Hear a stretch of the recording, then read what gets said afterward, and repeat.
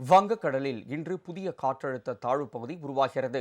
இதனால் 7 மாவட்டங்களில் மிக கனமழையும் 15 மாவட்டங்களில் கனமழைக்கும் வாய்ப்புள்ளதாக தெரிவிக்கப்பட்டுள்ளது.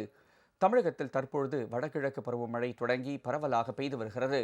இதற்கிடையில் தென்கிழக்கு அரபிக்கடல் மற்றும் லட்சத்தீவு பகுதிகளில் நிலவிய தீவிர காற்றழுத்த தாழ்வு பகுதி அதே பகுதியில் நீடிக்கிறது. இது மேற்கு வடமேற்கு திசையில் நகர்ந்து காற்றழுத்த தாழ்வு மண்டலமாக வலுப்பெற உள்ளது. இந்நிலையில் வங்கக்கடலில் இன்று காற்றழுத்த தாழ்வு பகுதி ஒன்று உருவாகிறது என்று இந்திய வானிலை ஆய்வு மையம் அறிவித்துள்ளது.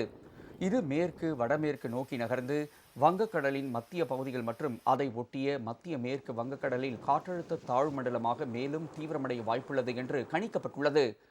இதன் காரணமாக ராமநாதபுரம், புதுக்கோட்டை, மயிலாடுதுறை, நாகப்பட்டினம், திருவாரூர், தஞ்சாவூர், கடலூர் மாவட்டங்கள், புதுச்சேரி மற்றும் காரைக்கால் பகுதிகளிலும் கன முதல் மிக கனமழையும், கன்னியாகுமரி, திருநெல்வேலி, தூத்துக்குடி, விழுப்புரம், செங்கல்பட்டு, திருவள்ளூர், சென்னை, காஞ்சிபுரம், அரியலூர், பெரம்பலூர், சிவகங்கை, விருதுநகர், மதுரை, தேனி, திண்டுக்கல் மாவட்டங்களில் ஓரிரு இடங்களிலும் கனமழை பெய்ய வாய்ப்புள்ளது.